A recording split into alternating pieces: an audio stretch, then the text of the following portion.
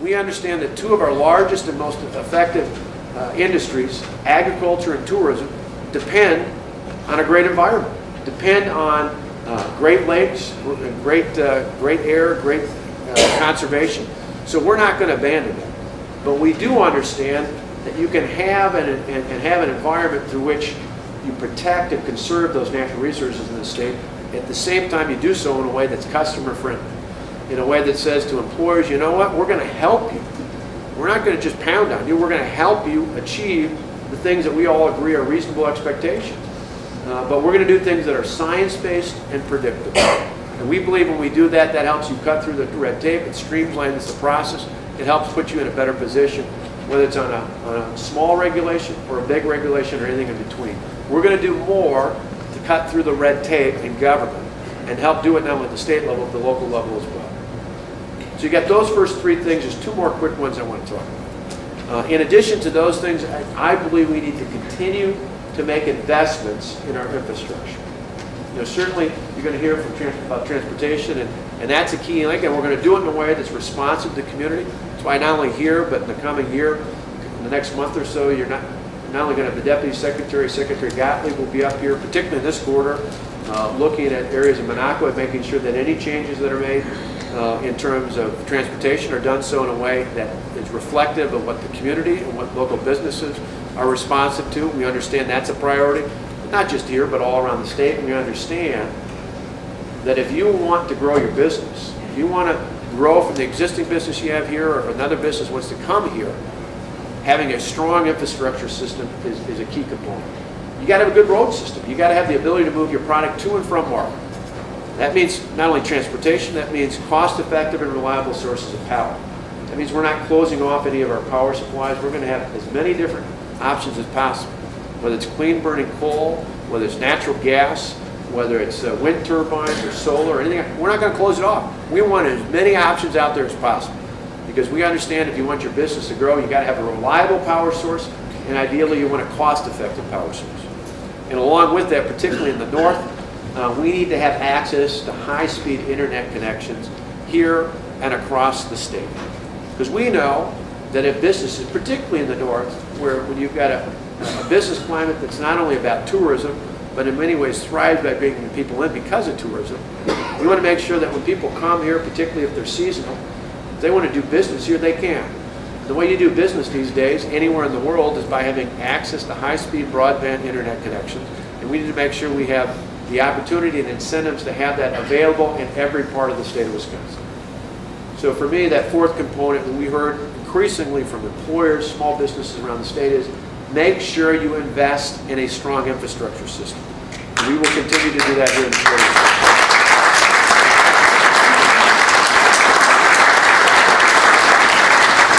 And then finally, the thing I heard a lot of was people saying, you know, I want to grow my business, and one of the opportunities we believe to do that is in exports. Although I would add an export-import component. I'll explain that. On the export side, you know, for years people thought exports were all about big corporations exporting to other places around the globe, whether it's nearby to Canada or Mexico, our two biggest partners, whether it's to China or Japan or Germany, other places. That's all true. But increasingly, we can help small and mid-sized companies export as well. Think about it. 96% of the world's population, 2/3 of our purchasing power in the globe, is outside of the borders of the United States of America. We should be tapping that market. And you don't have to be a big company to do it. We can help, and that's where the state can be a great partner. One of the whole divisions in the new Wisconsin Economic Development Corporation is all about tapping into that international business opportunity we have for businesses here in the state of Wisconsin. And don't think because you're not from a big city or you're not a big business that you can't tap into that. In fact, in many ways, it goes back to that strong infrastructure. When we think about having access from a transportation base, not only to highways and roads, but to ports and airports and other entities, to freight rail and others down the line, that can help us expand and grow our economy. And we need to do it in a way, and we not only do it through WDC, you know, DADCAP in particular has done a tremendous job from not only from crops in general, but particularly from agribusiness. In the first 3 quarters of this year, we're up about 24% in agricultural-based exports. We can help you grow. We do extremely well. You know, coming in, there are things we had to improve on helping agriculture-based businesses export is something we have done well in the past and will continue with your assistance to do well in the future. But I also add not only an export but an import component, and that goes to tourism. Now, I laid out an agenda I think is good for the state, but particularly good for the North. And sometimes people think, well, people come in from Madison or Milwaukee and just assume it's all about tourism. We understand there's a whole lot more to the economy than just tourism in this part of the state. But we also understand that tourism does play not just a seasonal basis, but pays a permanent, sustainable, family-supporting basis for jobs here in this region. And so it's not only about exporting products to other parts around the globe, it's about importing more people into the state of Wisconsin, and particularly into this region, to put people to work. That's why even in a tough economy, even in a tremendously difficult budget, we invested more money in the Department of Tourism, because we understand, like you do. Anybody who's in retail here? Anybody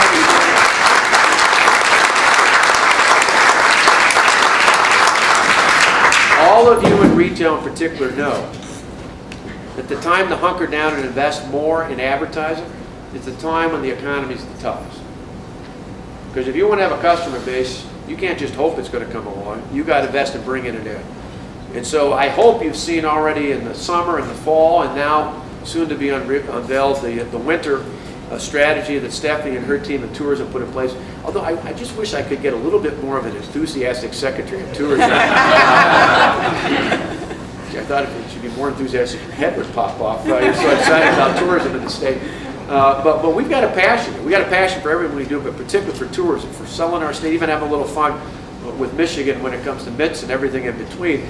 But from our standpoint, we understand that and we have to do it in all 4 seasons, that we have to actively promote and import people into the state of Wisconsin.